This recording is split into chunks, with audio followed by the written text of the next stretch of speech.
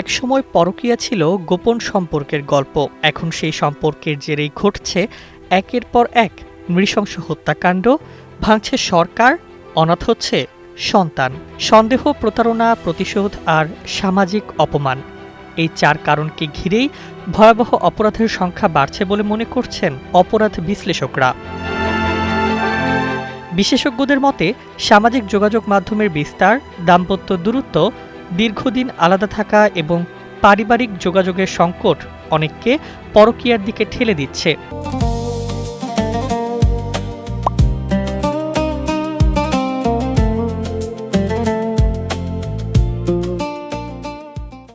বিশেষ করে প্রবাসী পরিবার, কর্মসূত্রে দীর্ঘ সময় আলাদা থাকা দম্পতি এবং সামাজিক যোগাযোগ মাধ্যমে অতিরিক্ত সক্রিয় ব্যক্তিদের মধ্যে এ প্রবণতা তুলনামূলক বেশি দেখা যাচ্ছে। সম্প্রতি রাজধানীর মান্ডায় ঘটে যাওয়া সৌদি প্রবাসী মোকাররম হত্যাকাণ্ড দেশজুড়ে আলোড়ন তোলে। অভিযোগ অনুযায়ী প্রবাসে থাকাকালে এক নারীর সঙ্গে তার ঘনিষ্ঠ সম্পর্ক গড়ে ওঠে। দেশে ফিরে সেই সম্পর্কের টানাপোড়েন থেকে শুরু হয় বিরোধ। এক পর্যায়ে ঘুমের ওষুধ খাইয়ে তাকে হত্যা করা হয়। পরে মরদেহ টুকরো টুকরো করে ফেলে দেওয়া হয় বিভিন্ন স্থানে। তদন্তে উঠে আসে প্রেম, অর্থনৈতিক বিরোধ এবং ব্ল্যাকমেইলের অভিযোগ। শুধু রাজধানী নয়, দেশের বিভিন্ন জেলাগুলোতেও একই ধরনের ঘটনা বৃদ্ধি পাচ্ছে।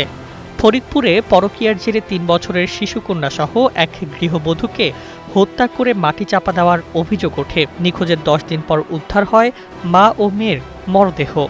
বরিশালের হিজলায় স্ত্রীর পরকীয়া সম্পর্ককে কেন্দ্র করে খুন হন ২ সন্তানের জনক আমির হোসেন। পরিবারের দাবি, হত্যাকাণ্ডের পেছনে তার স্ত্রীও জড়িত ছিলেন।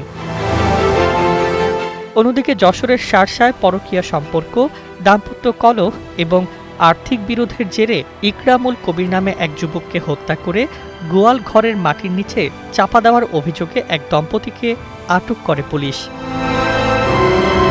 সমাজবিজ্ঞানীরা বলছেন, পরকীয়া নিজে অপরাধ না হলেও তা যখন প্রতারণা, ব্ল্যাকমেইল, অর্থনৈতিক দ্বন্দ্ব কিংবা প্রতিশোধের সঙ্গে জড়িয়ে পড়ে, তখন পরিস্থিতি ভয়াবহ রূপ নেয়।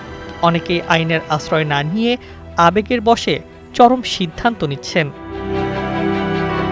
ঢাকা বিশ্ববিদ্যালয়ের সমাজ ও অপরাধ বিশ্লেষক ডক্টর তৌহিদুল হকের মতে, পারিবারিক বন্ধন দুর্বল হয়ে পড়া, মূল্যবোধের অবক্ষয় এবং অনলাইন যোগাযোগের অপব্যবহার এসব ঘটনার বড় কারণ। তার মতে, সচেতনতা বৃদ্ধি, পারিবারিক সংলাপ এবং আইনের প্রতি আস্থা ফিরিয়ে আনতে না পারলে পরকীয়াকে কেন্দ্র করে সহিংসতা ও নৃশংসতার এই ধারা আরও ভয়াবহ হতে পারে। News desk, ২১ television.